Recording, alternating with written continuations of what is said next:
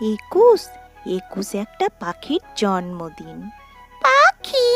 ওর কি নাম, কি রং? ওর নাম বাংলা ভাষা, আর ওর আগুন রং। কোথায় থাকে ও? তোমার, আমার, আমাদের বুকের মধ্যে থাকে। আমার বুকেও আছে? আছে তো। ইস, ওর কষ্ট হয় না? উঠতে ইচ্ছা হয় না? ওরে তো, এই যে আমি কথা বলছি তোমার দিকে উড়ে যাচ্ছে, তুমি কথা বলছো আমার দিকে উড়ে আসছে। কোথায়? দেখতে পাচ্ছি না তো। এই যে তুমি নিঃশ্বাস নিচ্ছ, নিঃশ্বাসকে দেখতে পাচ্ছ? পাচ্ছি না তো। ও কি নিঃশ্বাসের মতো মা? এতক্ষণে ঠিক বুঝেছো।